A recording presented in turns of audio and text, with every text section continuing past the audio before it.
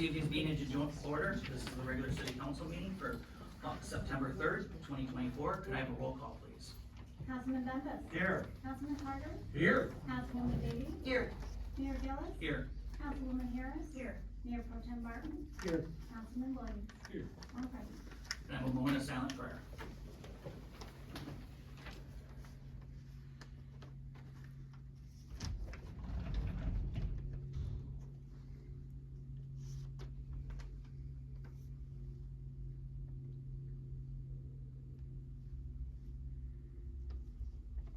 Please rise for the pledge of allegiance. I pledge allegiance to the flag of the United States of America and to the republic for which it stands, one nation, under God, indivisible, with liberty and justice for all. I need a motion to approve this evening's agenda. Second. Comments, questions, concerns? Hearing none, all in favor say aye. Aye. Any opposed? We have one presentation tonight, Garwood Apartments and Townhomes by City Manager Gerstenberg. Mrs. Gerstenberg. Thank you, Mayor Gillis.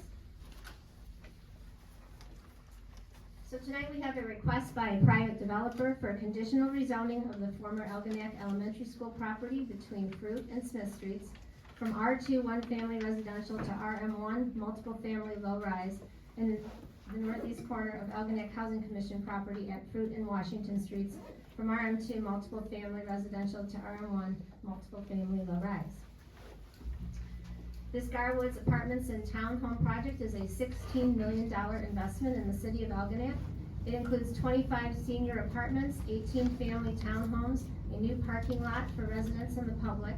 2 townhomes and 5 senior apartments will be barrier-free for those with mobility difficulties. There will be 2 to 3 electrical vehicle chargers, and the application for this project is due October 1st. Awards are expected January 2025. Proposed construction would be 2026 with completion 2027. This is a site plan of the proposed layout. As you can see to the left of the screen is the 2-story senior apartment building.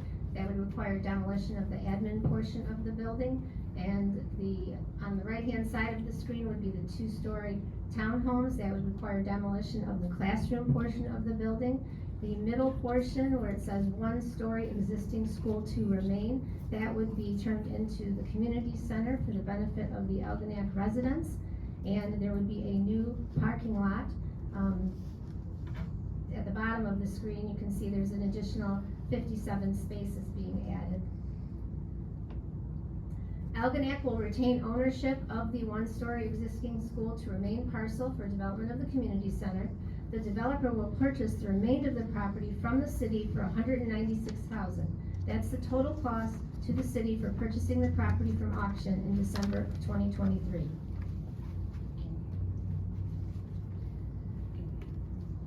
A reminder about the Fair Housing Act in Michigan. Fair housing laws prohibit discrimination relating to the sale, rental, financing, or insuring of housing. Harassment that is based on race, color, religion, disability, family status, national origin, or sex. There is a new Michigan Senate Bill 205 that prohibits housing discrimination based on source of income, i.e. government assistance. This bill has passed the Senate and House and is waiting to be signed into law. This is one of the proposed elevations for the apartment. Up on the top, you can see that's the proposed elevation for Fruit Street. The middle picture is the proposed townhome elevations. You can see the little red Adirondack chairs out in front. And at the bottom is the proposed monument sign. The name of the proposed development is the Garwood's Apartments and Townhomes.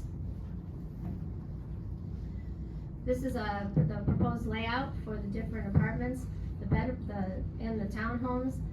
The apartments will be 1-bedroom and 2-bedroom apartments, and the townhomes will be 2- and 3-bedroom townhomes. This is a picture of the proposed site lighting. The picture on the left is the proposed bollards, and the picture on the right would be the pedestal lighting. They all have the development is to have a nautical feel, so those are the kind of light fixtures that have been proposed. This is the proposed landscaping plan. As you can see that there are trees and landscaping not only in the new parking lot, but all around the perimeter of the building and in the interior of the building. So the eligible tenants, singles and families at or below 60% of the HUD published area median income amounts for St. Clair County. That would mean that 60% for a family of 4 is an annual income of $57,540. 60% of the AMI for one person is an annual income of $40,320. You can see from the chart below that there is proposed 20 one-bedroom senior apartments with monthly rent from $875 to $1,080. 4 senior apartments would be 2-bedroom with the rents $1,035 to $1,296. One bedroom with a monthly rent of $335. Family townhomes, there would be 9 2-bedroom units, $997 to $1,296, and 9 3-bedrooms with monthly rent $1,135 to $1,496. Will the city collect taxes from this project? Yes. The city will collect an annual service charge paid to the city based on rent.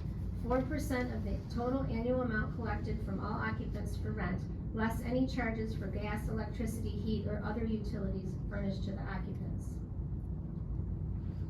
Potential eligible tenants, the Michigan annual wage for Kroger employees, as you can see, the butcher, cashier, the courtesy clerk, the grocery clerk, the pharmacy tech, all of the people that work in this community, they would be eligible to live in these apartments or family townhomes.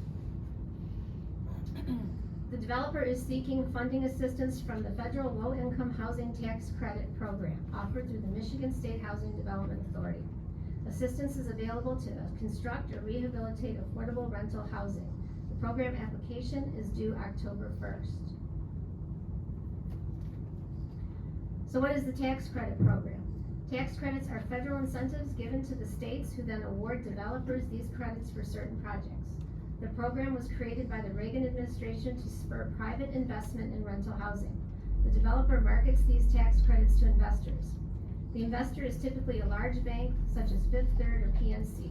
They will be the majority owner of the development for 15 years. It is in their financial and reputational interest that the project is financially sound, well-maintained, and successful.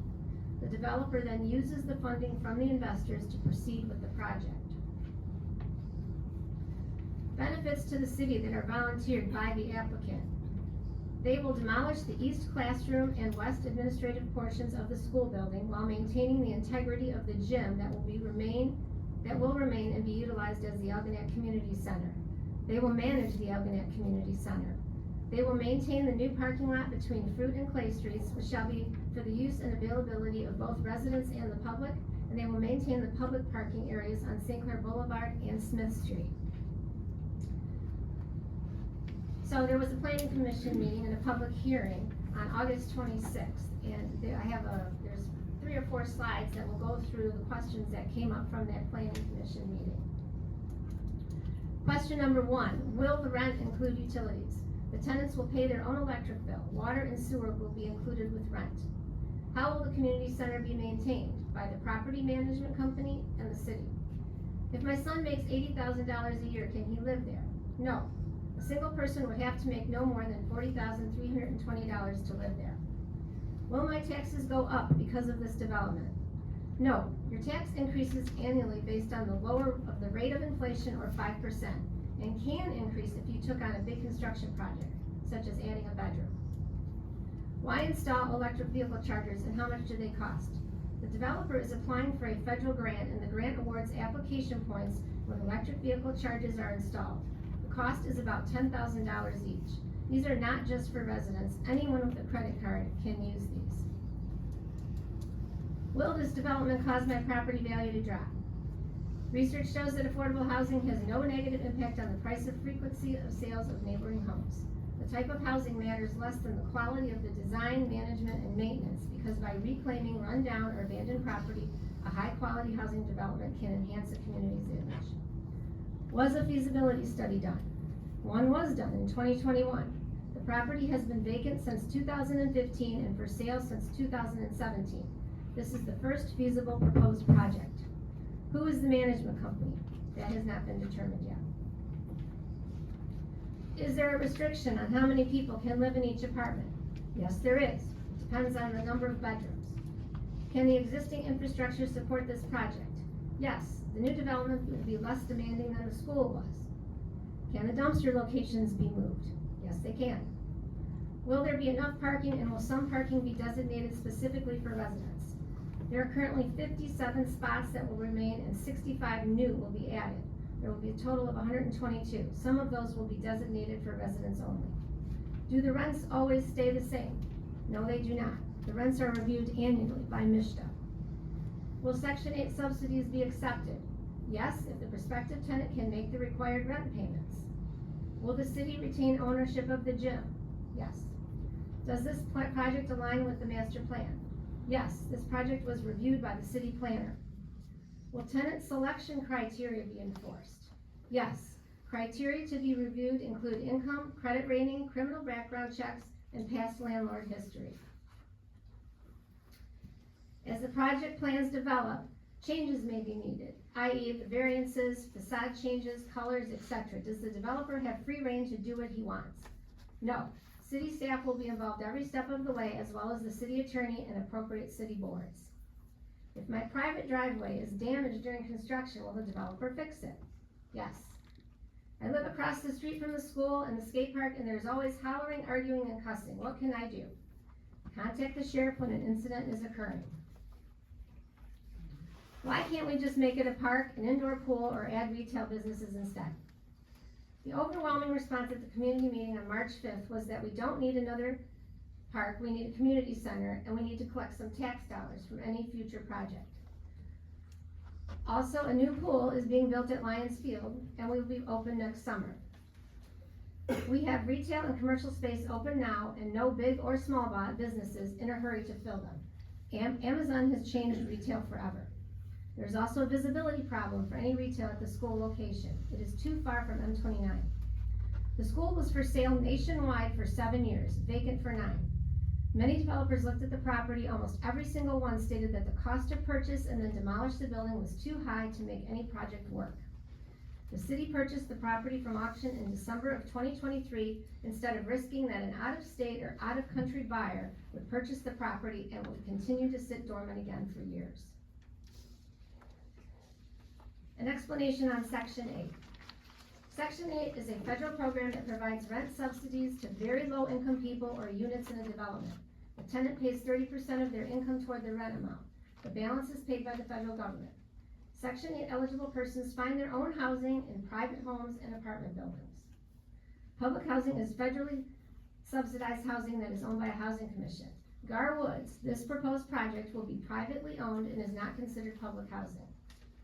Once again, Michigan State Senate Bill 205 prohibits housing discrimination based on source of income. Prospective tenant cannot be denied housing just because they are eligible for Section 8 rental assistance. Thank you, Mayor Gillis. That's all I have. Thank you. Now moving on to public comment. Before we start public comment, I'm going to go over the rules of public comment. Section 15.263(5) of the Open Meeting Act provides that persons shall be permitted to address the body of a public body under the rules established by the public body. Also provides that the public body may limit the right to address the public body to prescribed times. The Algonac City Council has established guidelines under the organizational rules of the council, which are reviewed every organizational meeting held the first Monday following each city council election in November. Rule 5 addresses public comment. Citizen communication public comment. A person may address the council once during public comment. The following rules shall apply when addressing the council. All persons addressing the council must state their full name and address for the record. All comments should be directed to the chair. There will be no discussion or debate with any council members. A person may be called to the order by a chair or a council member for failing to address matters related to city business, use of vulgarity, personal attacks on persons or institutions, disrupting the meeting, or advancing the speaker's candidacy for public office. A person is allowed to pass 5 minutes to address the council. A person is allowed 5 minutes to address the council. No one person can pass their 5 minutes to another person. City council may waive the time limit based by consensus. No one will be allowed to address the council a second time, prior to each person having a chance to do so. Generally, no response shall be made by council member or administration until all persons have finished addressing the council. The chair shall first request a response from administration, and then any council member may comment. A person called to order in violation of these rules shall be thereupon take their seat. Every question of order shall be decided by the chair, subject to an appeal by any council member. If a person is determined to be out of order, that person shall not be permitted to continue to speak at the meeting. Thank you. Mr. Davy? Can I speak? Yes.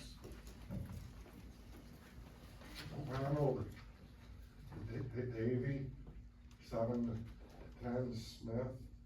I would like to thank council here for the road diet. If we didn't have that Saturday, it'd have been worse off. We had one sheriff in town. She got called to a domestic dispute. Lions took over traffic control, helping people like Bevis I talked to.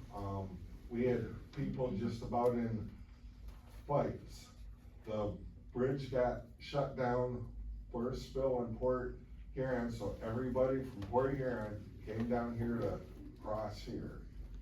At one point in time, the whole downtown was blocked up. You couldn't go north, south, you couldn't pass through. We got the traffic under control.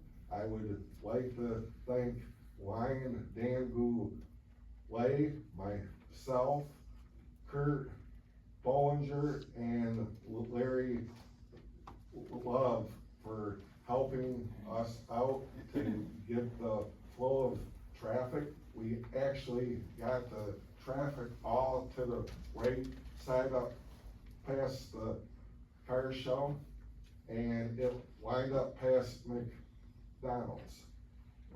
I feel with events going on, the sheriff's department should have had 3 sheriff's deputies at least on duty down here. They had 1 female officer. I did call dispatch 3 times. We had altercation going on. A person came northbound, cut in. People had been there for 2.5 to 3 hours waiting to go over.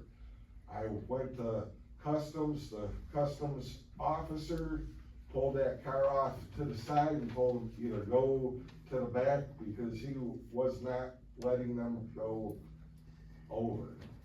So the road diet was a great deal. It helped us out. We used the center lane for traffic because the right lanes were both filled up back past the curve by the store there. So also on the proposed thing, my house is within 300 feet of the school. I did not get anything on it at all. Charlie Johnson, who lives 150 feet north of me, got it, but I didn't. That's all I have to say. Thank you. Ron. Who's next? Ms. Nolan's. Michelle Nolan, 825 Summer. Just to add on to what Mr. Davy said, I think we owe the Lions a big applaud for the work that they did on Saturday. As someone who participated in the car show, and I would imagine we probably had close to 100 vehicles there. Thanks to them, all those vehicles were able to get out from that event without us having a catastrophic event, as well as they were helping pedestrians cross safely. Hang on, buddy, I can't hear. Ron. It could have been bad, the traffic was just gridlocked. So, I think that I am in agreement with Mr. Davy that we need to have maybe a little more, police presence when we're having large events like that, because it really could have ended up not being a very good outturn. So I, as a participant of that car show, I'm extremely thankful that we were able to get out of there safely without any type of problem. As far as I know, there wasn't anybody that was injured, thankfully. So, that's it. Thank you. Thank you, Michelle. Mr. Rushing. Thank you for the invite. Of course, I showed up late last month, and, wanna address that just briefly. At the county meetings, we allow people when they show up late. And I went back in the history as best I could. For 14 years that I've been county commissioner, we've always let people speak, even if they show up late, for whatever reason they show up. So if you go, last month, you would go look at the video, you will see that a resident came in late, but you run your meeting the way you want to. I have many things that I wanted to bring up about the potential brownfield. And well, I'll start off with, the fish spec. In that brownfield, it's requesting $277,000 out of the total cost that this management company will be paid. So I have concern with that because the county is the one that's gonna be writing the checks and doing the managing of it. So I got that concern with, it's not really a contract. There's 52 houses potentially that are gonna be there, but there's no contract or commitment by the developer. Potential, when I talked with your city manager, she said potentially 8 houses a year that are gonna be built. But you have nothing on paper. What you are gonna potentially be doing, and this is my concern as county commissioner, for a 24-year tax abatement, we're gonna be committing $1.5 million, you guys will be doing $2.5 million, just rough figures of the brownfield request. That we're gonna be doing this with no contract in hand, and I believe it's the Portis brothers that are potentially doing this. What's gonna stop them in 2-3 years of going bankrupt, or something happens to their company? Then what happens to the city, also what happens to the brownfield? Will that be passed on? You don't know that because there's no contract for the brownfield. He may just use the total amount of money for the brownfield to do the infrastructure, to make improvements to his property. I'm just giving you, because I look at things as potentially worst case scenario. Potentially, in 3 years, he uses up all the brownfield money, I'm done with it, he sells it to another developer who has no commitment, because you don't have anything in contract, saying that if they sell the property, that they would be getting this 24-year tax gate. And potentially, Portis brothers would be able to use that money for their own benefit. I always have a concern with corporate welfare. That's kind of they're getting millions of dollars for this. There's no guarantees or protection for the county either. So, we did take this off of our agenda, and it may be brought up again before the first year. Our last committee meeting, I requested that the brownfield does not get any more reconsideration until after the first year when we have our new county commissioners taking their seats. Because this is gonna be a major commitment. We have another one that potentially, because of this being brought up, Marysville now wants to do something very similar. So there's gonna be concerns. I wanna have a contract in hand, and I understand that potentially it was explained that you gotta get the brownfield first before you get the contract. But I'm not gonna do it that way. At least I would not as county commissioner. I would get a commitment from the developer, and you can do that. Your city attorney can do that. For consideration, for you guys to do a 24-year tax abatement, you can definitely get a proposed contract in compliance with the brownfield, where you're protected also. So I'm gonna be doing that. I'm the chair on the Ways and Means, so I oversee pretty much all the contracts, and we have a very good, working relationship with all the county commissioners that, we try to inform everybody. That's my next point. When I talked to Denise, this was, started in 11/23.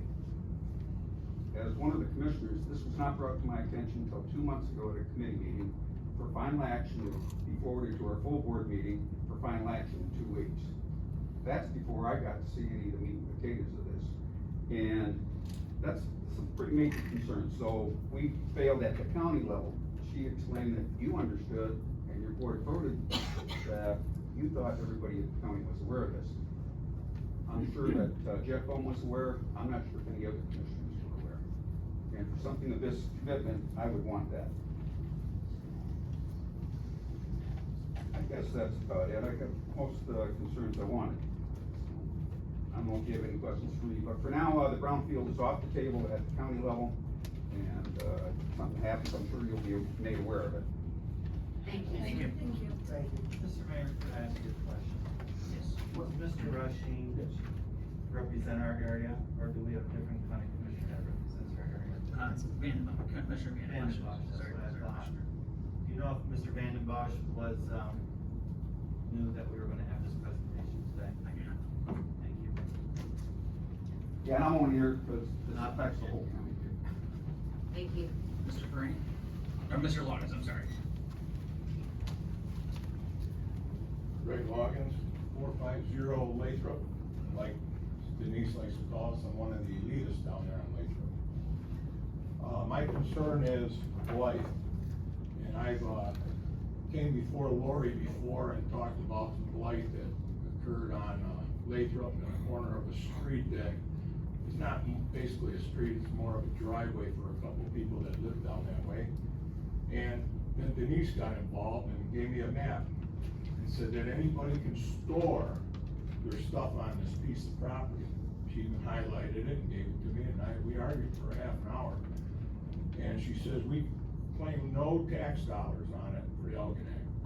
So, since 1938, you've collected no tax dollars on this piece of said property I'm talking about. Well, the other day, and it seems only happens on Thursday night, because they know you guys don't work Friday, Saturday, and Sunday, they start parking their stuff back on the grass. And then we all know you're not supposed to park anything on grass around here in Elginak, because you can get fined or charged or whatever. So we talked again about it, and they drive down there and there's never nothing there. It's only during Monday through Thursday that these people will move their vehicles, boats, trailers that are commercial, lawn mowing businesses.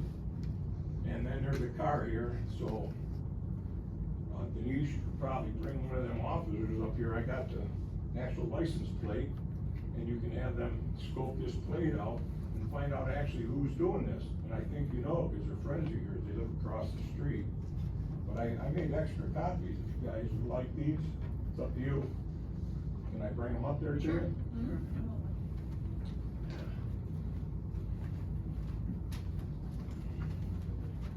This is just one of the vehicles, and I'm gonna be home because I'm retired now, and I'm gonna take a lot of pictures. A lot of pictures, you guys might have to share that one.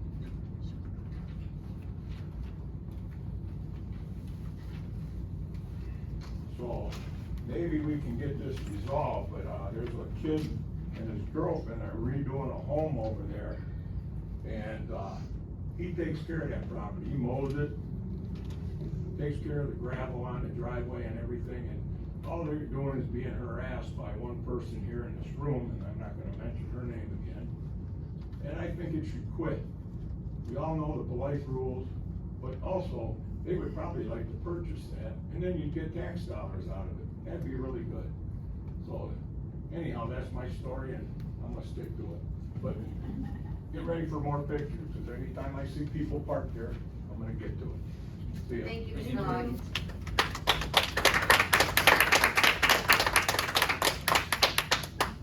Anybody else? Mrs. Dutch? This is directed at you, Mayor. I wasn't here for these last meetings regarding the brownfield development over there on Smith Street. But what concerns me and what I have questions about particularly is the fact that you work for Prior Plumbing, which is located at 3478 Point Trumbull. And Prior Plumbing, that whole land lot, including the storage, the new storage unit, is owned by Corcat Properties. So when I did a search of county records, I showed that the tax bill for Prior Plumbing also goes to Corcat Properties, and that is over on Starville.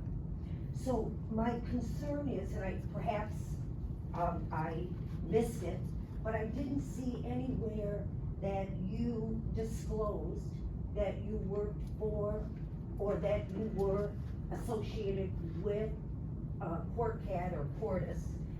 And maybe there is no conflict of interest, but in my opinion, it would have been, it needed to be disclosed, because it shows an appearance of impropriety, and that you shouldn't have voted, if there is a conflict of interest, that you shouldn't have voted on this brownfield development. You look like you wanna say something. I'll wait till you're finished. Okay, all right. So, secondly, I see on the agenda here is that you are going to be, voting on the agreement of the renewal of the sheriff's department contract. First, I wanna say I have the utmost respect for our law enforcement. However, if you remember the controversy last year, where a deputy shot a dog point blank, and instead of dealing with it, Sheriff Matt King came down here and simply said that he is transferring that deputy out of Albion. And that was the last we heard about that. Now, recently, I don't know if you're aware, but Sheriff Matt King appointed his brother, Deputy Marcus King, to the Drug Task Force. Now, this is the same deputy that was arrested a couple years ago for super drunk driving, and he now is part of the Drug Task Force.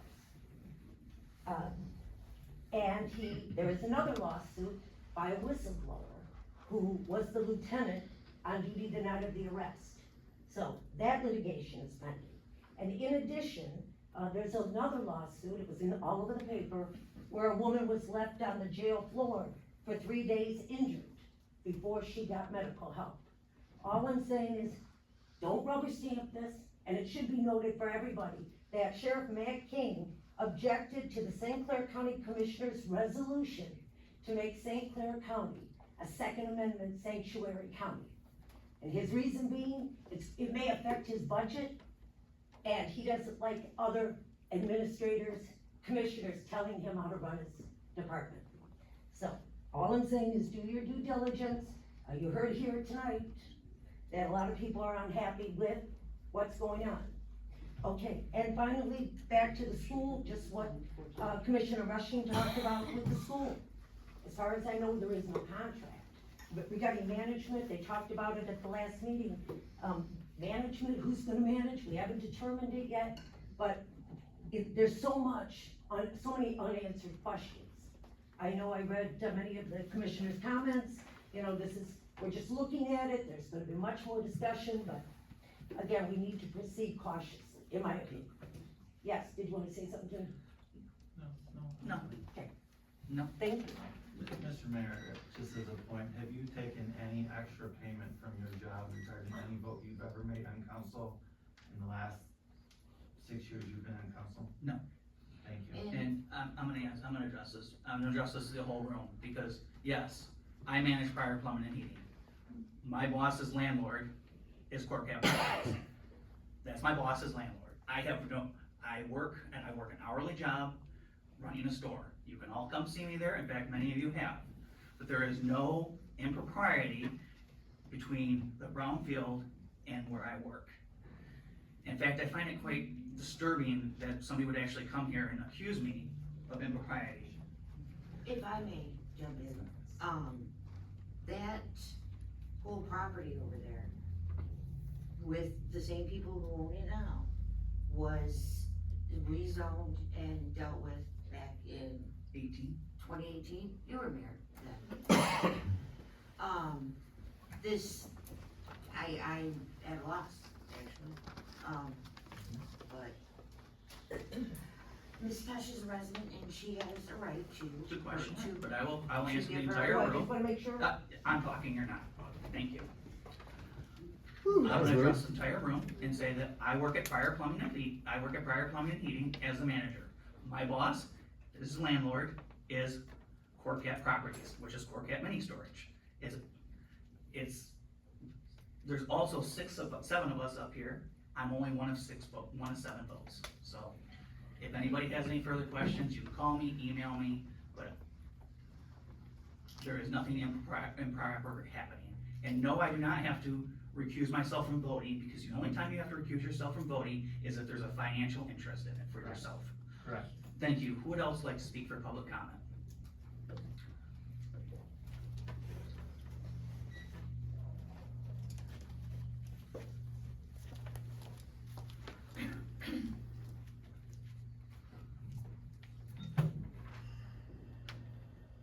Heather Simmons, 825 Pleasant Street.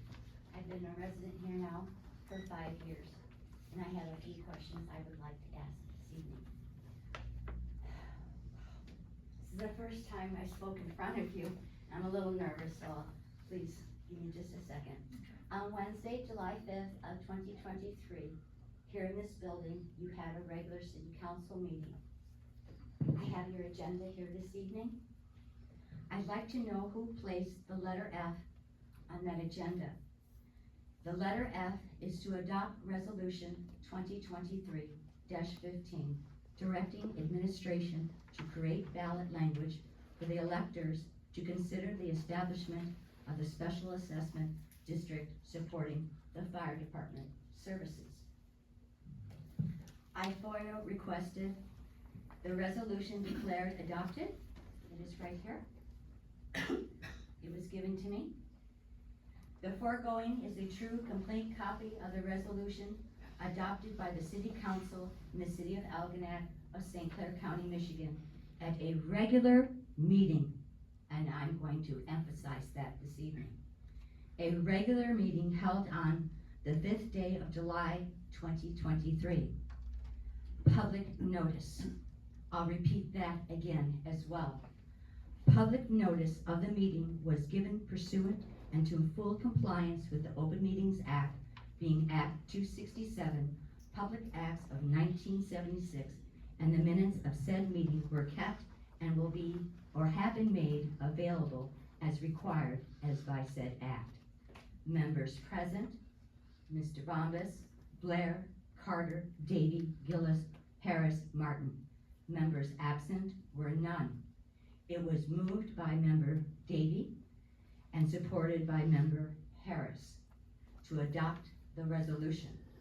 Members voting yes were all of you. Members voting no, none.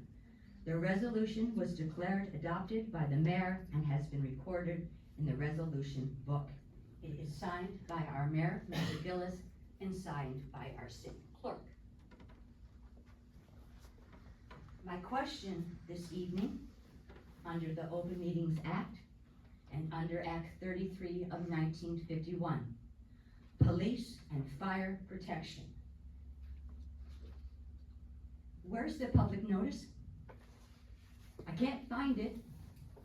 Under Act 33 of 1951, this is Michigan legislature. It states on page 2, paragraph 1, a public notice. Where is it?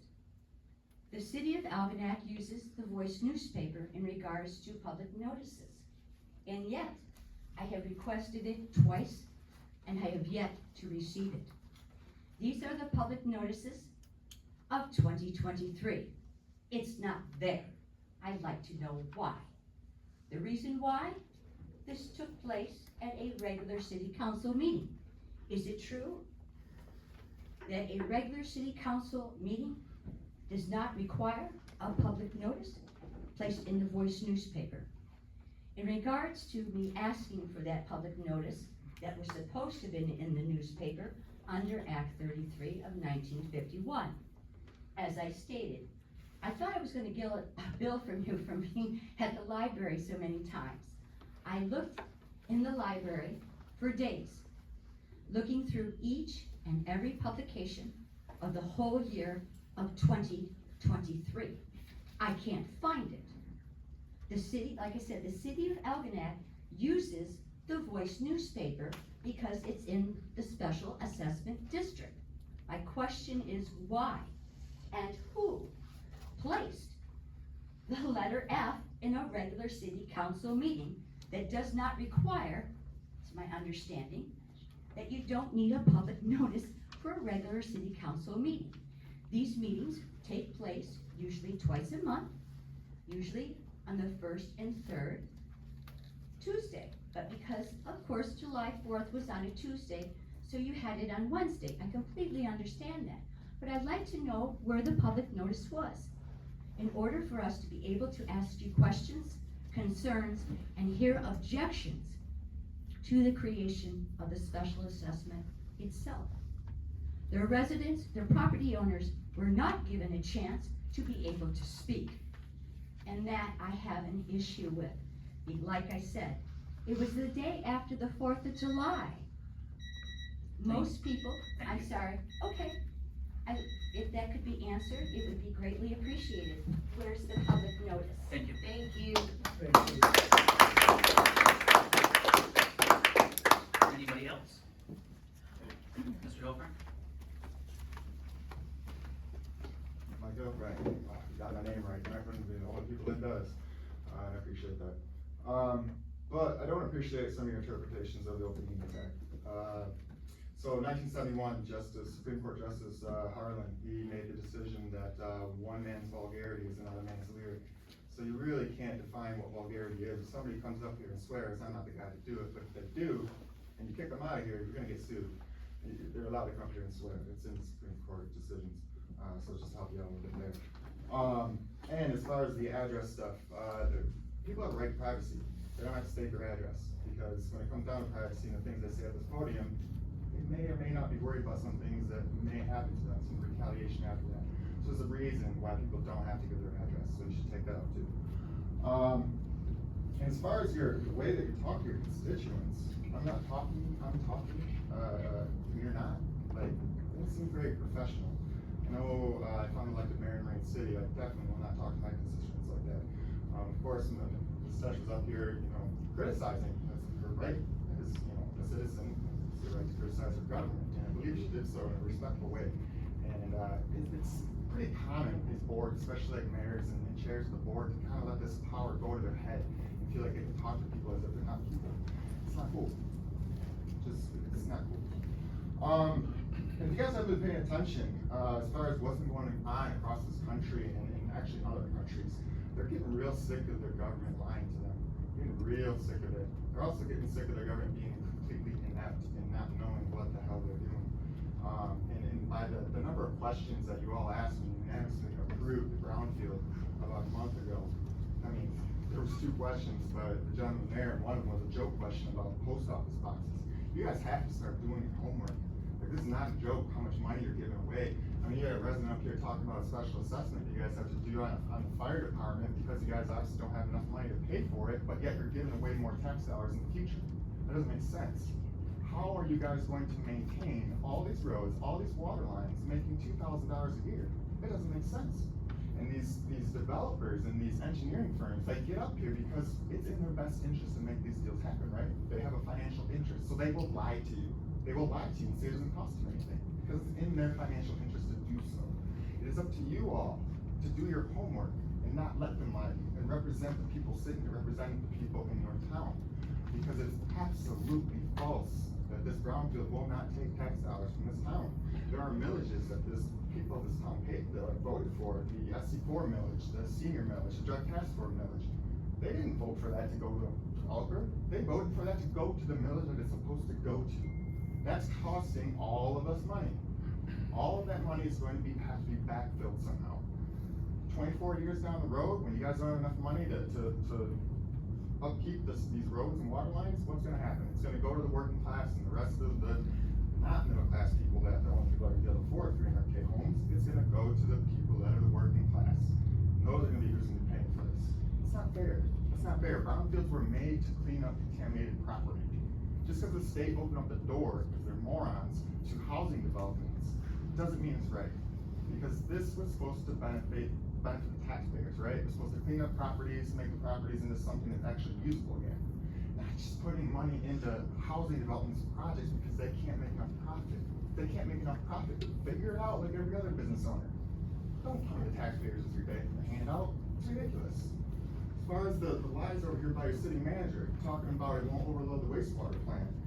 I got a presentation here that was done a few years ago that says in 2018 you guys met with the county, and the county told you that the wastewater treatment plant is experiencing flows that surpass normal capacity, cannot continue to operate at such levels, and that Algonac, Clay, and Ira all have to reduce their flows of the water to the plant. This has been going on for 20 years. This is a presentation the city of Algonac. It's right on the bottom right, but the city manager's up here saying, oh no, it won't add anything more to the water because it uses less than the school that was there. But the school closed before this presentation was done.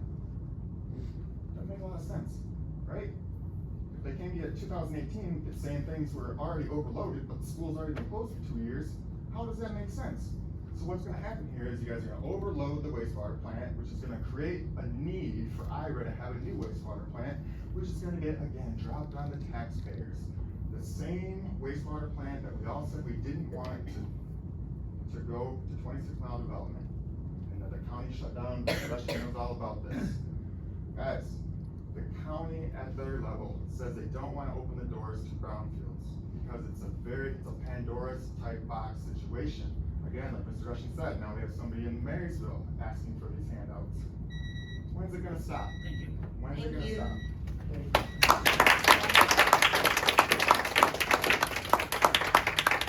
Anyone else? Seeing none, city manager's report, Mrs. Gerstenberg.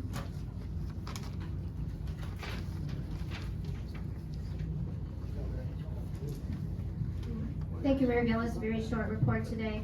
The Algonac Elementary's gym update, the contractor is still soliciting bids for the roof.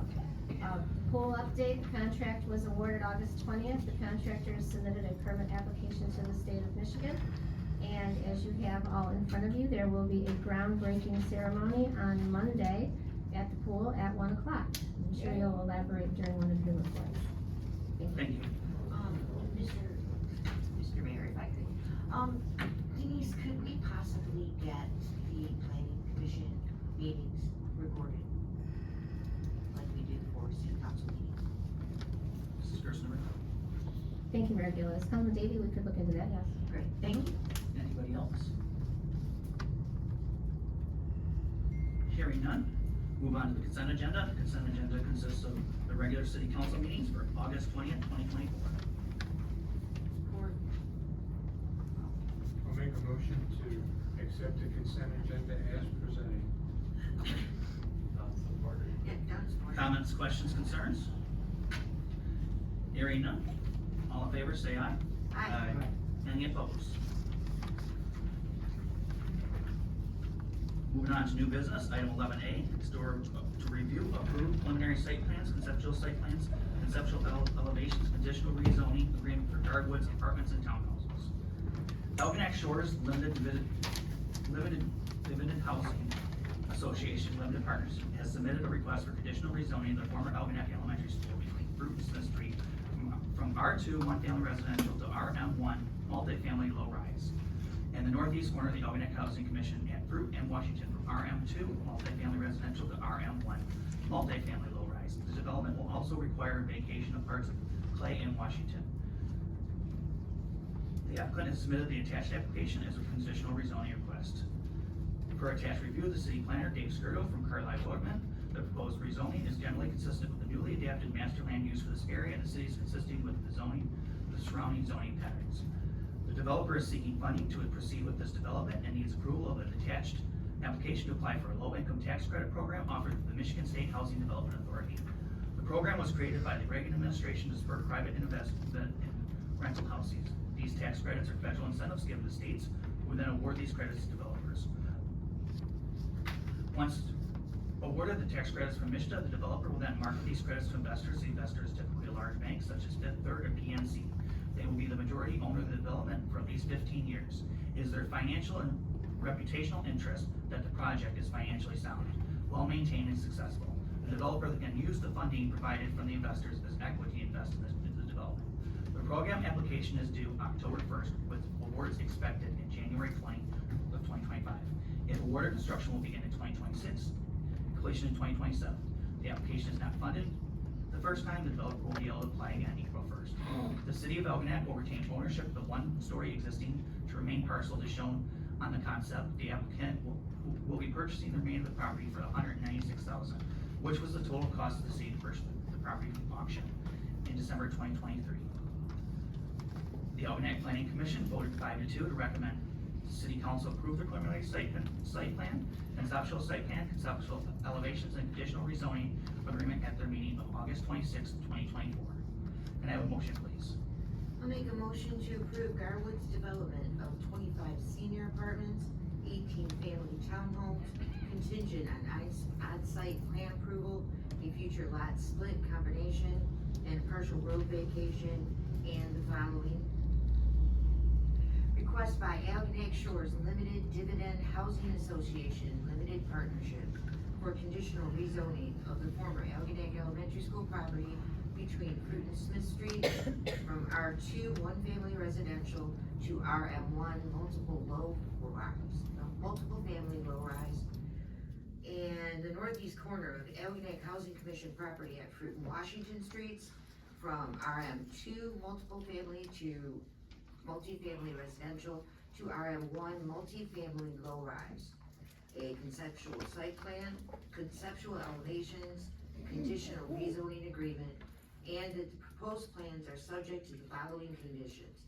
The development meets the recommended standards for a site plan review. The development will follow site plan procedures as required by the zoning ordinance. Any future variances as identified through the site plan review will be considered by the zoning board of appeals. The development will remain consistent with the scale and nature of the use as described at the public hearing and as reflected on the site plans. The applicant will work with the city to address any outstanding comments on the overall site plan for development, that the site plan is approved by the planning commission and shall develop the site in compliance with all pertinent codes, ordinances, and standards, and that the applicant shall be responsible for all applicable attorney and consultant fees incurred as a result of the review of this project. Second. Comments, questions, concerns? I wonder if it'd be possible, and I can't actually understand, to put page 14 of our packet back up there where it says 60% of a family of four is an annual income of $57,450, and 60% of the AMI for one person is an annual income of $40,320. Okay, I'm looking at that, council, and there's been some misconceptions out there, and I think there's maybe some misconceptions for us. So I did a survey around town. I'm sure most of you, I've seen all of you in the post office at least once buying stamps. Jim, the clerk, my clerk, and he's worked with some of you in the past, will qualify for this. He's a good man. He's a hard-working, blue-collar earner who lives in Algonac currently. And yes, I talked to him ahead of time about using his name. He would qualify for this, because when you start in the post office, you're starting at $17 an hour. Ned, who delivers all the mail in that area, okay, he delivers mail to your house, Dawn. Okay, well, just as an example, so you guys know who he is. He would qualify. Now, this young man is 45 years old, just got hired in the post office. Perfect person to live here. I would love for him to be a neighbor or living here. This is what this is designed for. When I see the 60% for a family of four, an annual income of $57,000, that's many of our city employees would fit under that if they have a family. I won't get into names because I didn't ask them. But I do know of at least a few postal employees, a bunch of city employees, including those who work for our water department, would fit this. We want these blue-collar workers here. Okay, this is a blue-collar town. Most of the people here can remember their grandparents worked at Chris Craft Factory. Blue-collar community through and through. This is what this is designed for. If you work at Dollar General, you start at $12 an hour. That's what this is meant for. If you work at Kroger's, similar wages, okay? All we're doing is trying to help families who are getting started find a nice place to live, be part of our community, and come up to where eventually they're spreading their wings and buying the houses that we'll leave when we retire and want to move in there, because we won't want to put up with our big homes. I've talked to some of the businesses in the area. Flaming Grill, they're struggling now because the waitresses, I'm not talking about the restaurant, I'm talking about the workers, because the state park's closed. But even with that, talking to some of them, they're kind of like, well, heck, even if I couldn't live there, that's more people in the community who might stop in the restaurant and I'll get more tip money and make more money for my family. I talked to Annie Cut and Curl, which is right across the street from there. And she is like, yes. She She's tired of looking at that eyesore, and maybe some people will, move in, who will stop and get their hair done. And she could expand her business and get some more customers. So this is not what some people are portraying to be a poorhouse. This is a blue collar, up and coming, for people who are retiring. I now live in that 2,400 square foot house with one person. Okay, I could see retiring and moving into this, cause I can't keep dusting forever. And that's what we wanna look at when we're doing this. Now, I have an email, and I thought I brought it, but I can't find it in my package. But basically, we can't give, special treatment to Algonac residents, but we can work with this developer to get Algonac residents who are already here, who might consider wanting to move in there, on the list. We can't give them special treatment, but we can make them a priority to get on the waiting list to rent places. I think it's a win-win.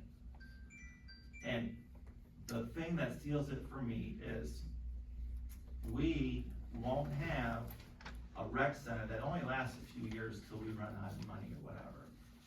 We are building in there a rec center that will be a part of our community when Everett has kids, and he can go there. Because we'll have the funding to do it. So often, and it's been mentioned, you run out of funding. That does happen in government, but this is designed in such a way we'll always get that funding to run that rec center. I don't know if I said enough, but I hope that's enough, and I'll leave it at that. Too much. Mr. Mayor, we have already, approved the, allowing the developer to use a pilot. So that's not really, and that's, I don't believe is what we are voting on. Again, what we're looking to vote on is what was sent over to us by the planning commission, which has to do with site plans and rezoning and all of that fun stuff. And I've thought about this, and I've gone back and forth about this, and I have a question. The first thing I think of is, especially when you look at our master plan, the one that we have now and the one before, one of the things that people had said consistently was they wanted to see more events here in the city. And we're getting those. We've got some really good events going.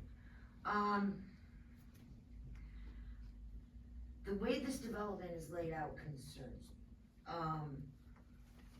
me. The parking spaces, I don't understand why in the senior development, there's one parking space for each 2 dwelling units. I'm not quite sure what's up with that.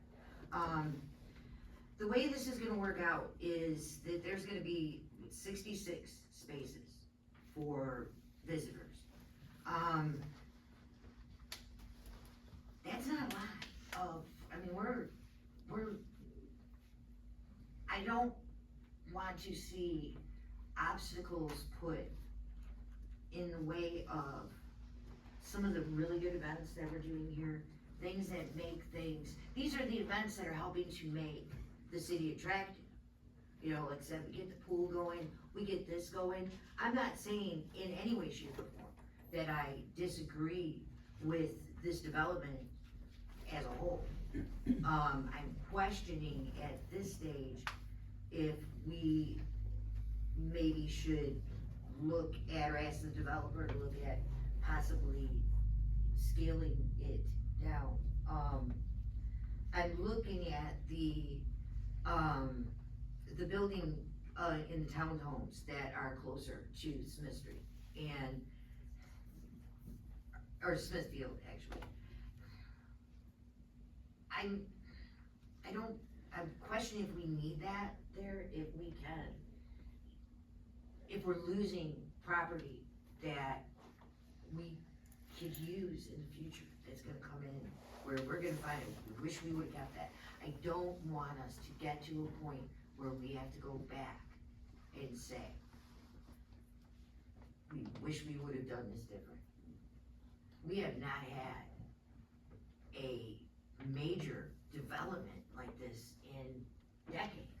I don't want us, or anyone. You know, people are still busting chops about urban renewal. I don't wanna be, you know, in 25 years, our kids are saying, but, you know, look at what they did. You know, I don't understand, I don't think that we need a tot lot there. Actually, no. We have parks, neighborhood parks all over. Gentlemen, please, please, Public comment was when everybody could speak, now please. let us speak.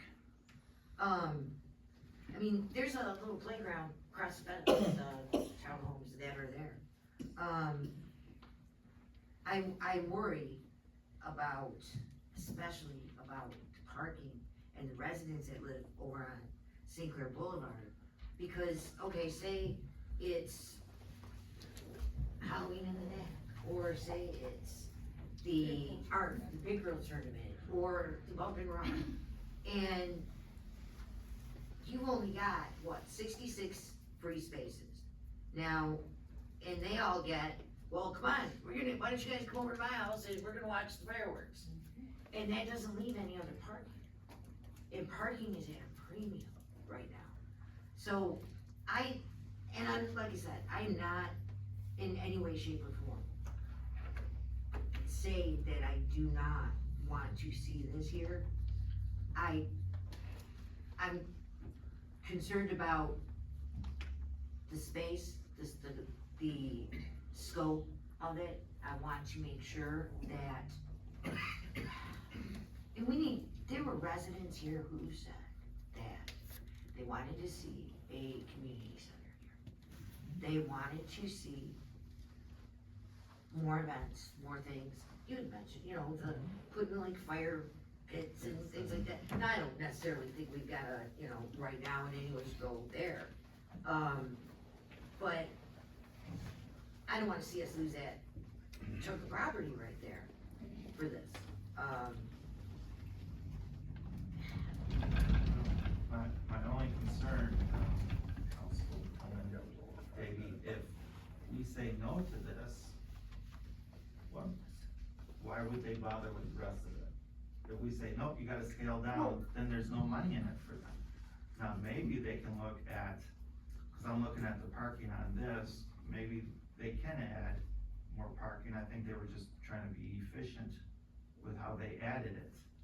But if I'm a business developer and you say, I can only build half, I'm like, I'm not gonna make any money, why am I gonna bother? We do Well, have, and this is what I'm saying, I'm not saying that we just flat out, what I am saying is, and I believe that I saw it in the ordinance for, conditional rezoning, that we can say no, that we would like it to be sent back to the developer, to have them, you know, see what they can possibly tweak. Mayor Gellis? Mayor Yes, Gellis? please. Yes. Councilwoman Davis? I'm sorry. So the plan right now is conceptual, because they Right. need something to go to for the application in Okay. October 1st. They still have to go through site plan review with the planning commission and with the city council, where a lot of these things, like one of the things that was mentioned was changing the location of the dumpsters. So this is a concept plan, this is not the be-all, end-all at this time. I'd also, like to note that we have two architects here from Fusco, Pappas, and Schaefer that could answer questions. We Well, also have a member of the development team, Joe Heafy, who is also available. Mr. Heafy was, the gentleman that was at the Maritime Museum. yes. So the three of them are here to answer Oh, questions. well, had I known that, hooray. Good afternoon, my name is Joe Lasco, I'm with Fusco, Schaefer, and Pappas Architects. And to just address, Ms. Davies' question about parking, we follow what was in your zoning ordinance. Right. We have actually more spaces than what are required in your zoning ordinance. We were concerned about over parking. We can get more spaces in there if that is what the board would like. So we have the opportunity to increase this even more. A lot of communities right now are concerned with providing too much parking. This may be the one instance where the opposite is the issue. And like I said, we can address this by increasing the parking count, in the, area off of Washington Street, provide a little bit more parking if that's required. Yeah, and that's yes, and it's a major concern. We have, we have some pretty, decent sized events, and this is not like I said, an all-time thing. I feel bad, there's a couple events where we have to block off the streets from St. Clair Boulevard to M29. And, first thing I thought of was, those people that live on St. Clair Boulevard and the traffic that is just here just because. And it's a concern. Understood, and like I said, we provided more than what's required in the zoning Yeah, I ordinance. understand. And we had a concern about providing too much because that's the pushback we've been getting from a lot of communities, is that they don't wanna see islands of pavement. Right. They'd rather see green space. So we gave a little bit more than we thought, than what was in the zoning ordinance, but we still have room to add more if that's something that you, find desirable. Mayor, can I ask you a question? How much parking do you know? I mean, is it like 2 spaces a house, 1 space a house? Yeah, I was curious about how many here. What is The zoning ordinance calls for, 1 unit, or 1 parking space for every 2 units. Sorry, for the senior. Yeah, that just caught me and I'm like, Yeah. okay, but, And that's just I was what's, curious. that's what's in your zoning ordinance. So Okay. we're just following by the rules Oh, you no, guys established, so. We just trying to get a. Does anybody else have a question for the architect? go ahead, Leo. I just have a question. Mr. Mayor, is this something that we are able to table until our next meeting? To get further information like parking? Well, we're being asked to, Updated drawing? well, today we're being asked to approve condition. This is preliminary conceptualizations and conditional rezoning, which is just, essentially just saying, correct me if I'm wrong, Mrs. Gerstenberg. Yes, the rezoning of the property. This is just all, again, this is a concept. This is the proposed concept that they can take to their application, which is due October 1st. Every single one of these will come back to planning, or the building will come back to planning when it comes. But yeah, there'll still be another site plan review in the future. We don't even, this is a idea that they're submitting as part of their application. So all the final details, like I said, the dumpsters, we talked about changing the dumpster locations, that can come after. So council needs to remember that they wanna submit this for state funds by October 1st. I understand that, and like, I don't wanna, yes, that's important because this is going to pay for a lot of what we would like to see done there. But, that being said, we can't, I don't wanna rush it. I honestly and truly want to make sure.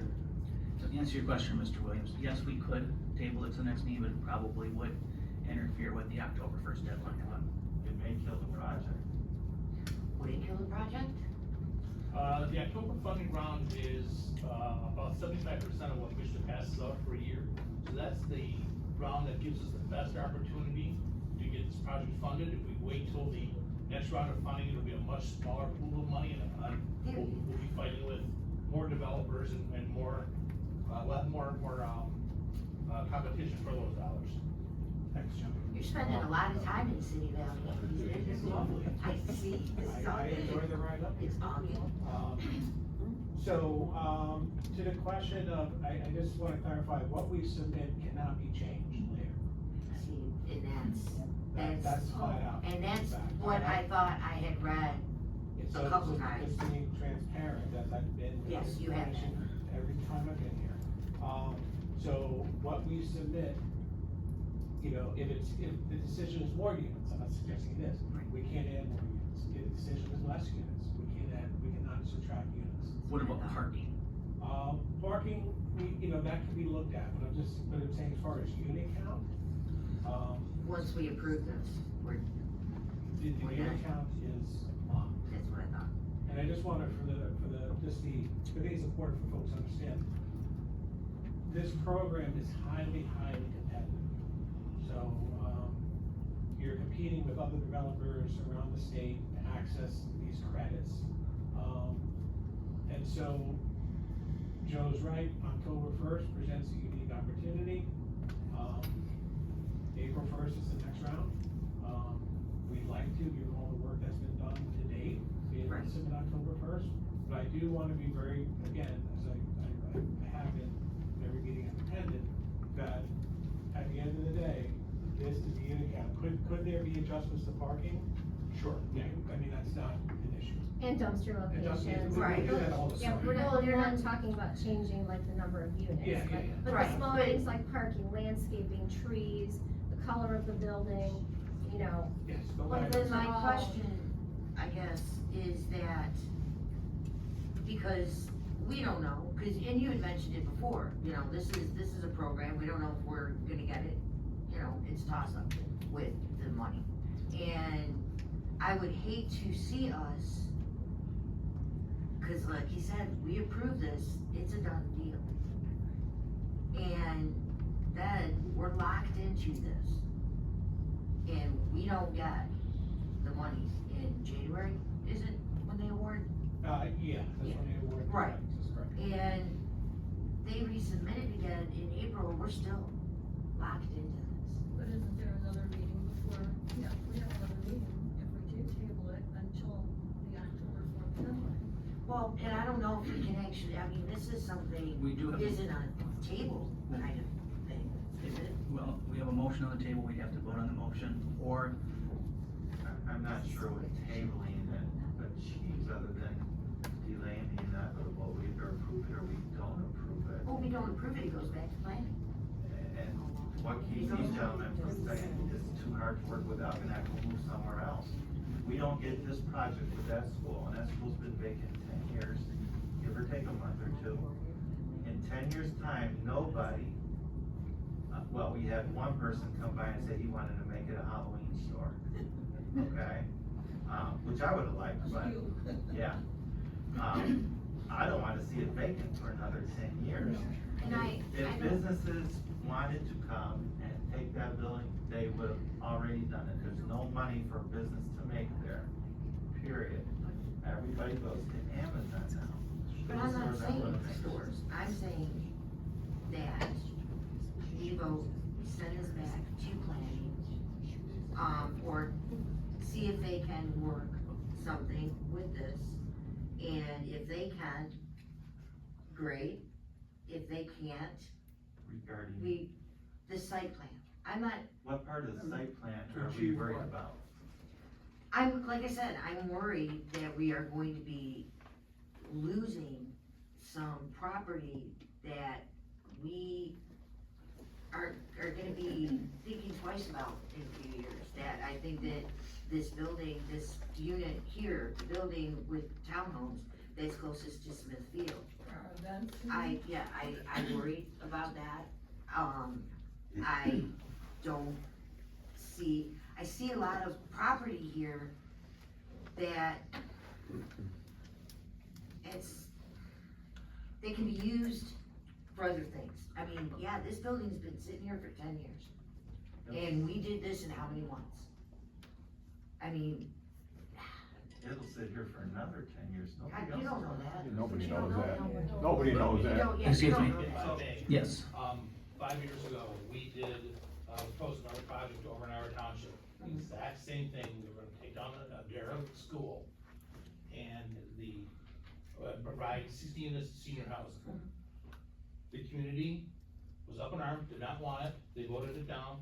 5 years later, that school is imploding on itself, and it's costing them a fortune to keep people out, to keep the vermin out, and to deal with the situation that could have been addressed, and give them a brand new beautiful building instead of a derelict school. And right now, your school is starting to show its age Oh, and trust me. needs attention. Can I just say, I'm Sure, sorry. yes. Thank you. So we look like brothers and we have the same name. Yeah. We are being approached by Battle Creek, Jackson, about schools. This isn't just an Algonac issue. And basically, we've done other school projects. Those communities are like, I agree, I hear what you're saying, I Councilor. love the but- project. I just, No, but my point is that these schools are a challenge for not just your community, but communities across the state. and they're looking at ways that they can be repurposed, and actually housing lends itself really well. It's not on a commercial boulevard. Most of our school conversions are up in the neighborhood. The communities, I will tell you, and I can't say for sure, I do think it's very likely that the school will remain vacant for several years. If you haven't had a true interest over the last decade, it really takes this type of financing to pull together. Ultimately, it's up to the community. I'm not disputing anything you're saying. I'm just saying, but. And like I said, you've been awesome every time you come here, and Okay. I am not in any way saying that I am completely against this development at all. My concern is, and the only thing I'm asking is it possible to take this back, tweak some things? Is that possible? We can tweak, not the unit count, but we can tweak parking, correct, Joe? Other, dumpsters, items like that after we get home water. Can I ask why you can't tweak the number of units? Just curious. We're pretty much baked at this point, so, when I say that, I mean that we have to, those investors we spoke about, we have to present them the financing model Right. now, in order to get their preliminary support letters. And this is so you can submit on October 1st. As I'm looking at the property, and when we talk about events, if you look at, and, Mr. Carter, you can, since you were the caretaker of the school for a long time, Smith's Field is always gonna be Smith's Field. That's guaranteed for life. The only parking, as far as the pickerel tournament's concerned, the only areas that's being used here for the parking lot is where everybody camps. That's something that we could move, and I don't know if that, we can camp someplace different. We could set up camping at Lions Field if we needed to for the carnival people. So there's no loss of actual event space in my mind, because none of this was actually an event space to begin with, because the school was here. Right. And Smith's Fields is guaranteed for eternity unless to be left open for recreation. So I don't see us losing anything for the pickerel tournament, the bump and run. Yes, these people that are going to live here, they're going to, I'm sure they're gonna, before they move in, they'll know about the different events that we have at this property. That is just my 2 cents on that. And I guess that, a lot of people have talked to me, and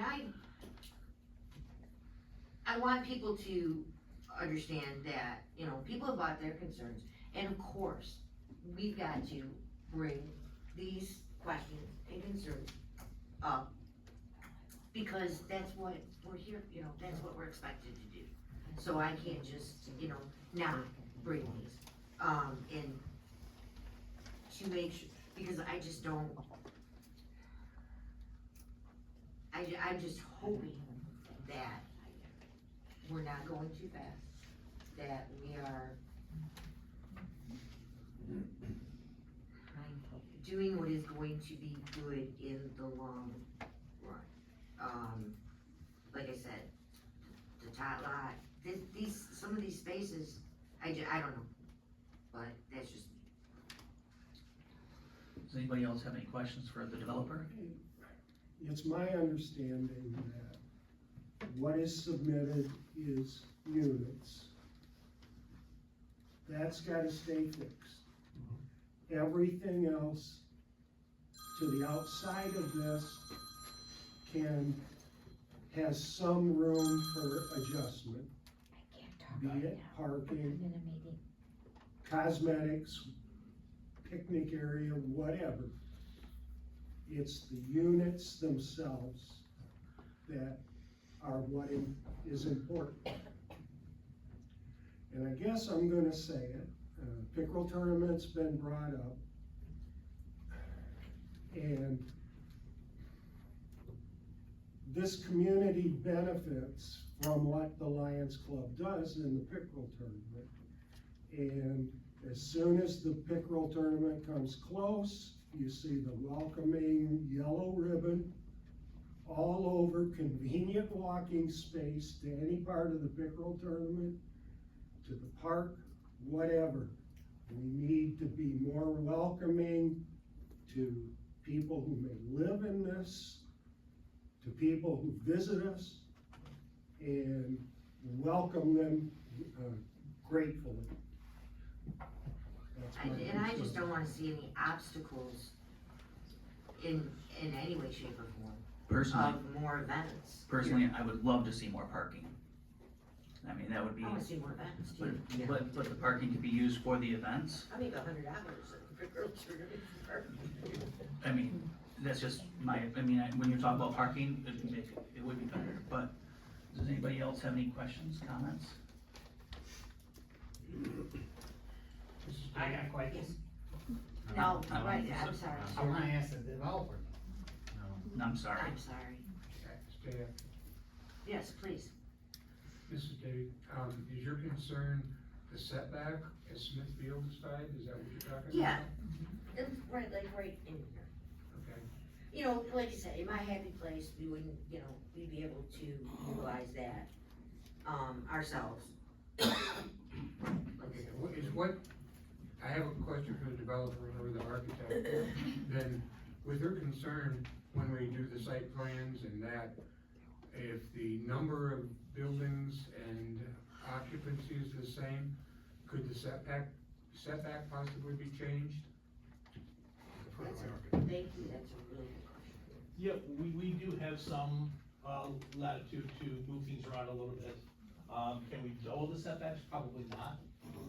We, again, went by what was in your zoning ordinance, and put that around the entire site, so that's where we came up with the setbacks we've got right now.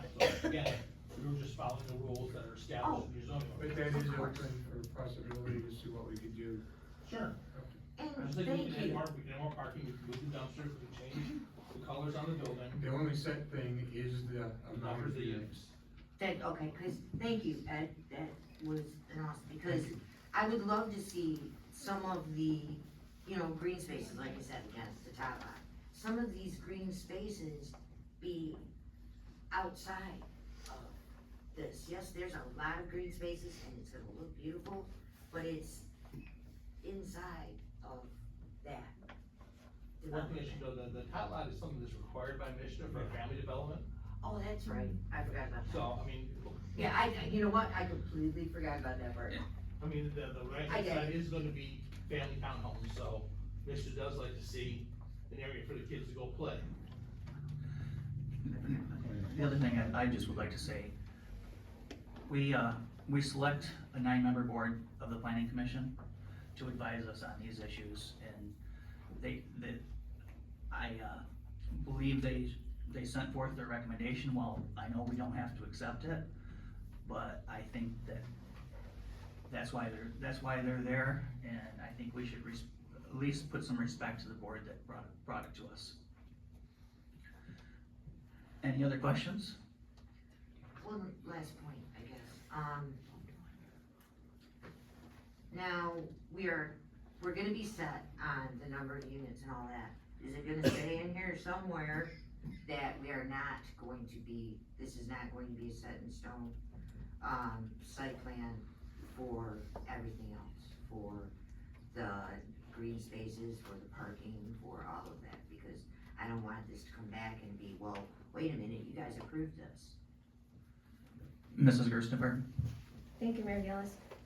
Councilwoman Davy, if you look at the motion and that you read off about the proposed plans, it talks about the site plan. The applicant will work with the city to address any outstanding comments on the overall site plan for the development, including compliance with landscaping requirements. So, I just wanted to make sure everybody got that, was on the same. I would just clarify that we're, again, no issue in having these conversations, be very clear. But when we submit, those further conversations need to be approved at the administrative level, per Mishna. Okay. So, again, you'll have feedback, and again, we're not at all opposed to any of these things. It happens almost on every project, because the way you're submitting this is the state, Michigan doesn't want you to do full construction drawings, cause it's a highly, you can spend hundreds of thousands of dollars, $500,000 to submit for a competitive application and be like, oops. So what we are submitting, as, the city manager said, is conceptual based on this unit count. We've done it on almost every deal we've worked on, we revisit with the staff, the planning staff to say, incorporate your comments. It's pretty par for the course. Okay. Okay. Anyone else? Can I have a roll call, please? Councilman Bembas. Yes.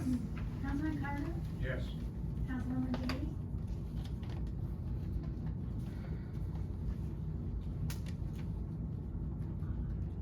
Yes. Mayor Gillis. Yes. Councilwoman Harris.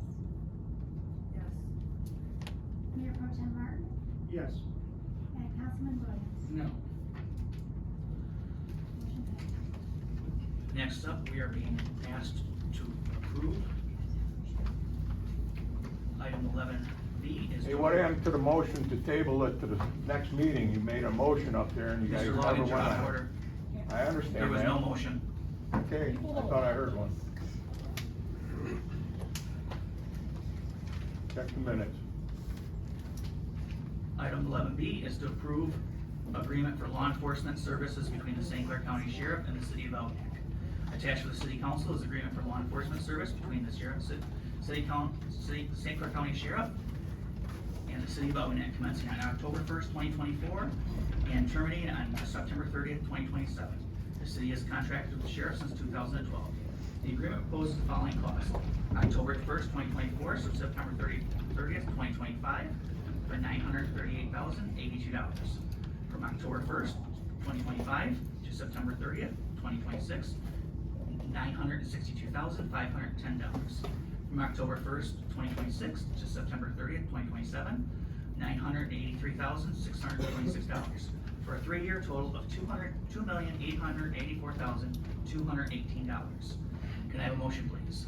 Make a motion to approve the agreement of law enforcement services between the St. Clair County Sheriff and the City of Algonac, commencing on October 1st, 2024, and terminating on September 30th, 2027, in the 3-year total amount of $2,884,218, and direct the mayor and city manager to sign the agreement on behalf of the city.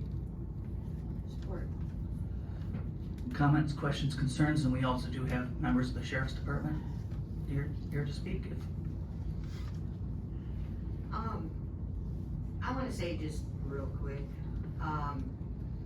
this election season,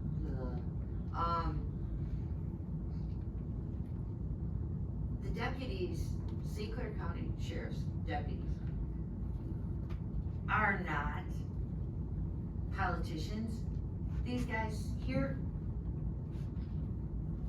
these guys do a great job. They should not be considered when we're discussing who we're gonna vote for sheriff. These guys are run. That's what I got to say about that. Councilman Davey, I agree with you 110%. I think the sheriff company has done a tremendous job for us, has saved us over these years a tremendous amount of money and have kept our citizens safe. I see absolutely no reason to belittle them by anybody, and I see no reason to not use them. Mr. Mayor, I have a question Yes. for Mrs. Kirstenberg. Mrs. Kirstenberg, by chance, did you have a minute to find out the cost of fuel per year? Mrs. Gerstenberg? Thank you, Mayor Gillis. The sheriff is here to answer any questions that you may have. Councilman Williams. Yes, sir.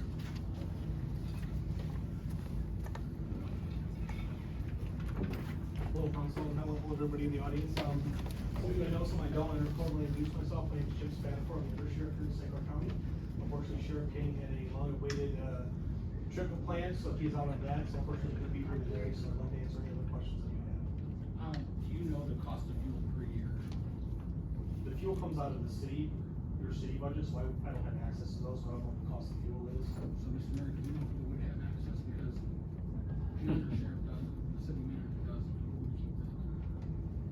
Mrs. Gerstenberg, would that be the treasurer? The city treasurer would have that.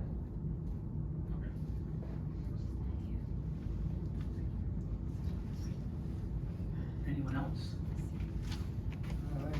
I wanna make a comment, and that is, as we moved into the sheriff's department from our old, we improved our technology 100% from what we had. Our chief, no fault of his own, before he left us, had a decision, manpower or technology, and he kept with the manpower. That was his priority and for our safety. Along with picking up the coverage with the sheriff's department, we also increased our technology quickly. I will say we are very committed to technology and law enforcement. It's one of the top things. It's also one of the most expensive things too. County Commissioner Rushing isn't here, but we do Test Next, where they're asking for money for technology. We just recently, got what's called Lexipol. And Lexipol is a worldwide police and fire organization that will manage our policies now. So we'll be getting the best advice, the best policies, that they have in the market now. And we're currently, we start looking at all our policy books to update those. Anyone else? Seeing none, could I have a roll call, please? Councilman Carter, Yes. Councilwoman Davies, Yes. Mayor Gillis, Yes. Councilwoman Harris, Yes. Mayor Pro Tem Martin, Yes. Councilman Williams, Yes. and Councilman Bembas. Yes, absolutely. Motion carries. Thanks, guys. Thank you. Thank you. And next up is, item 11C, is to consider boards and commissions appointments. The following would like to be considered for appointment to the following zoning board of appeals. Rick Erdman for a 3-year term ending February 1st, 2027. Adam Ragsdale for a partial term ending February 1st, 2025. The boards and commissions appointment policy approved by City Council December 2015 states that new applicants will not be sought out in case of a requested reappointment unless by a majority of the council. Can I have a motion, please? I move to approve the following boards and commissions appointments. Rick Erdman for a 3-year term ending February 1st, 2027. Adam Ragsdale for a partial term ending February 1st, 2025. Support. Comments, questions, concerns? I just have one comment. I'm gonna vote, yes to both these individuals, but in the future, could we actually bring these applicants in so we can just ask them a question or two if we have any? I'd like to be more, picky in who we pick and who fills out the boards. So I would ask you, Mayor, because I think that'd be up to you to kind of see some people that if we're gonna appoint them to the board, come in for small little interview with us. I think it's important we do that. That could be something that we could consider in the future. Anybody else? No, except thank you. Thank you. Ladies and gentlemen, Thank- for stepping up. Thank you. All in favor, signify by saying aye. Aye. Any opposed? I think Mr. Erdman was getting nervous about getting his question and answer period. No pressure. Next up, we're being asked to approve the special event permit for the Algonac High School Annual Homecoming Parade, October 18th, 2024. I'll make the motion to approve the special event permit for the Algonac High School Annual Homecoming Parade Friday, October 18th, 2024. Support. Comments, questions, concerns? Finally, something we can all agree on. Yes. Some of us a little quicker than we're supposed to, Yeah. just saying. All in favor, signify by saying aye. Aye. Any opposed? Motion carries. Next up, we're being asked to approve water plant CMF number 3 flange joint repair.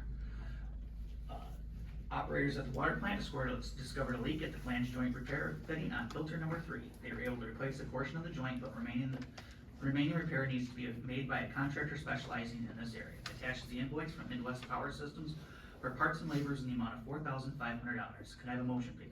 I'll make a motion to approve water plant CMF number 3 flange joint repair by Midwest Power Systems, whose address is 2401 Hickory Lane, Milford, Michigan, in the amount of $4,500. Comments, questions, concerns? Hearing none, could I have a roll call, please? Councilwoman Davies. Yes. Mayor Gillis. Yes. Councilwoman Harris. Yes. Mayor Pro Tem Martin. Yes. Councilman Williams. Yes. Councilman Bembas. Yes. Councilman Carter. Yes. Motion carried. Next up is accounts payable. I'll make a motion to approve accounts payable and payroll in the amount of $805,291.69. Support. Comments, questions, concerns? Could I have a roll call, please? Mayor Gillis. Yes. Councilwoman Harris. Yes. Mayor Pro Tem Martin. Yes. Councilman Williams. Yes. Councilman Bembas. Yes. Councilman Carter. Yes. Councilwoman Davies. Yes. Motion carried. Items for next agenda, Mrs. Gerstenberg. Thank you, Mayor Gillis. We will have an emergency water repair for 1050 Smith, an emergency sewer repair at 609 St. Clair River Drive, and a public hearing and vacation of Alley Block 104, and an IT services contract. Thank you. Council comments, Councilman Bembas. Thank you, Mayor Gillis. You know, I've been on council for 11 years, but, Councilman Martin has been beat by about 30 more years on top of that. And one thing he taught me when I first got on council was, you don't always get the votes or the situation the way you want it to, but once it's done, you work together to try to make it the best you can. I kind of looked that way with that school. We all wanted maybe something better, more fabulous than what we got, but now that we've got it, let's work with it to make it the best we can.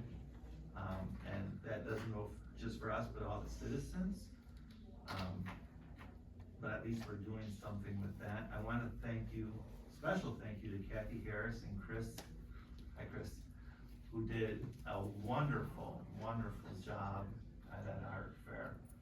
You couldn't even tell that there was a switch in leadership there. It ran so smooth. And I know that you guys were out there the whole weekend working very, very hard. And it's very much appreciated by the members.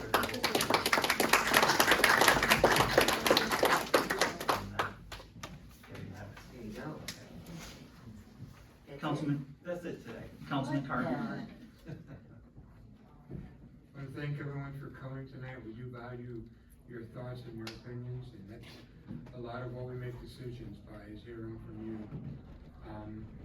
Thanks to the Sheriff's Department. We appreciate what you do for us and keeping us safe. You've got a great crew of guys and women that come in, deputies. What an awesome weekend.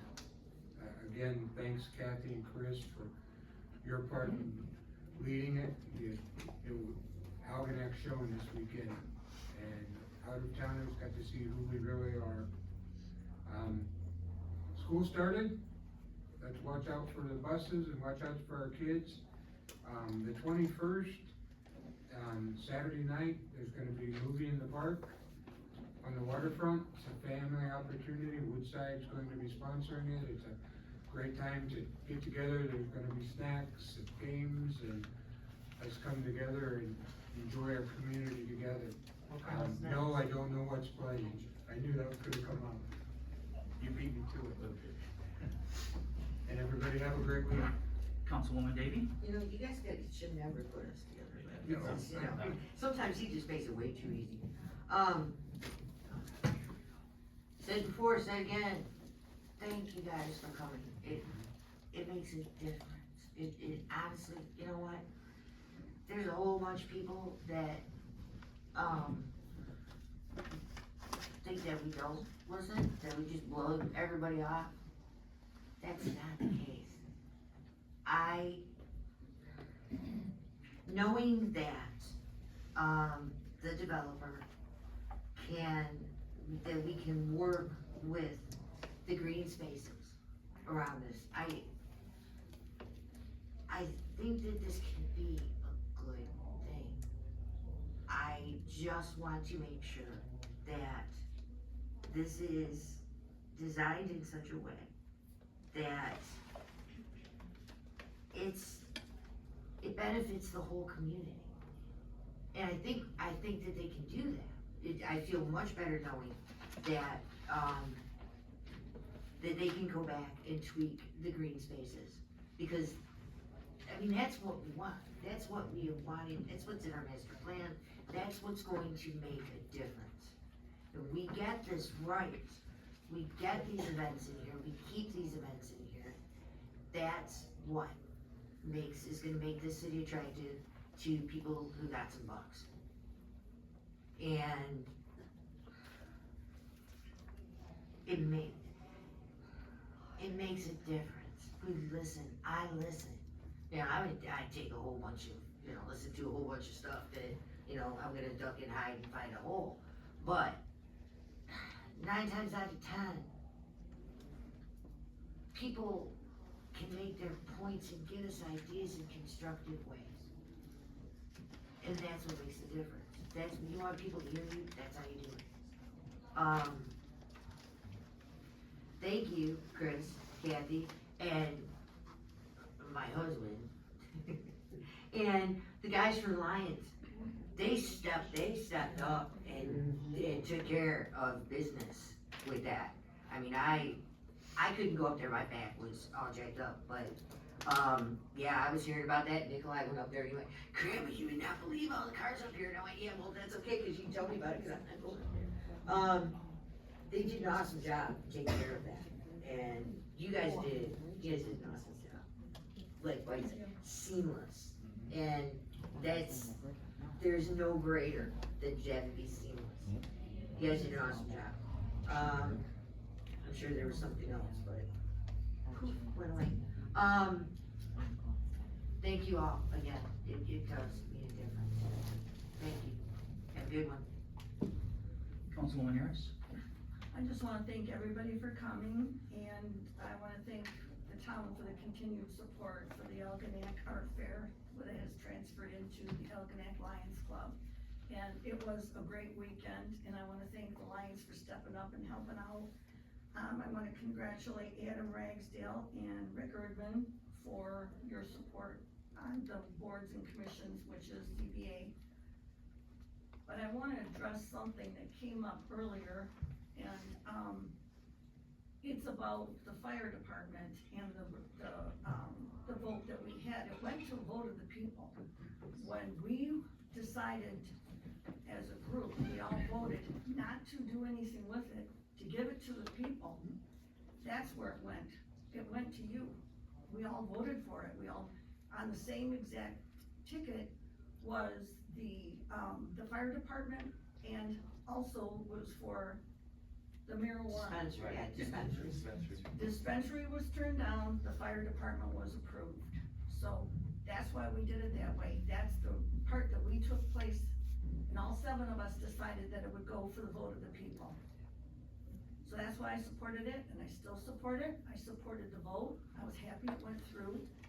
At first, I wasn't sure it was going to, and I admitted it. I said during the budget hearing that, no, that's not gonna pass. Well, then I started talking to people in town, and I had to come back and admit that I was wrong. It was a very, very good thing that it did go through. I supported it then, and I still support it now. Thank you. Thank you. Mayor Pro Tem Martin? I also wanna thank Kathy and Chris, the Lions Club members, for a successful art fair. It's not just Friday, Saturday, and Sunday that the work goes on. It's pretty much 3/4 of the year. Holy cow. It's a lot of work, and the effort is appreciated.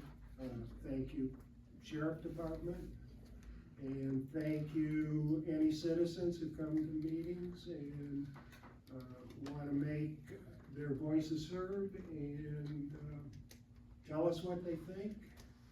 And thank you, Rick and Al, for what you did, or doing, and that's it. Councilman Williams? I just wanted to thank the 2 gentlemen from the Sheriff's Department for coming. I'm sure it's been a very long day. I'm gonna keep it short. I just want to thank all the residents for coming, expressing your opinions. All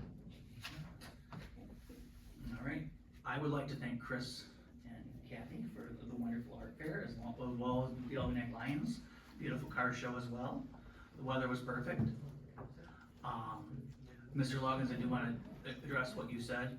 there was talk of a table, but there was no official motion and there was no support, so that's why we voted on the motion that was on the table.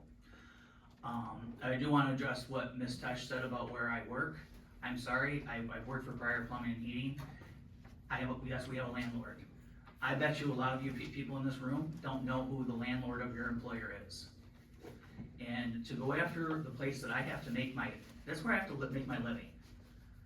This job up here, every single one of us aren't making, we get $40 per meeting and I get an additional $10 to be the mayor. You do? Yes. Oh, no. So I make $100 a month and these folks make 80. So I do have to have a job. I chose to work a job locally so I could be available for our residents. As I believe some of you in this audience have actually came to Priors and talked to me. So to have the way I feed my son be put on the questioning block tonight by somebody who was fired from this job by the people, I'm sorry, I take offense to it. Because that's how I feed my family. So that's enough of that. Thank you all.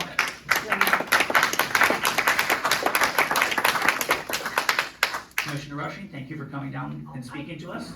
And We forgot. you guys ever want any questions, I tell this to everybody that comes to our meetings, you can't get an answer from Dave, and Dave probably answers all your questions, but any resident, you can call me, you'll get an answer. Thank you, sir. I'd ask the residents though first to follow the chain of command and pay respects to the person we voted in there. That you contact Mr. Vanden Bosch first. I would be upset if somebody went over, and talked to somebody at my employment at a different office, and that's what that would be. I'm concerned, and I didn't bring it up, but it was brought up. We have conversations about what's happening in Algonac, regarding property that wants to be developed, and you have a conversation with a mayor who was recalled for lying. And yet, you contacted not one of us, including Mr. Vanden Bosch, who doesn't know you're here. Well, And that, sir, is not only impolite, it is unprofessional. I think you're being impolite. I'm not here for a county issue. I'll be real short. It's Mr. Mayor. time, millions of dollars, and I did talk to Denise and called her up and talked to her about the exact issue. I do want to throw one more thing out there. This is, No, one more thing. Oh, no, This it's is not about any of becoming a this. meeting, This- just Yes, like I'm our sorry. last meeting. I'm sorry. Let's, I would like to finish my comment. I would like to finish my, I have my comments I'd like to finish. I'm sorry. I'm sorry. So, thank you everybody for coming with your concerns this evening. We didn't take them lightly. This is gonna be a long process. We'll have plenty of time for discussion on all of these issues. Thank you, have a good night. Can I have a motion to adjourn? Second. There you go. We're adjourned.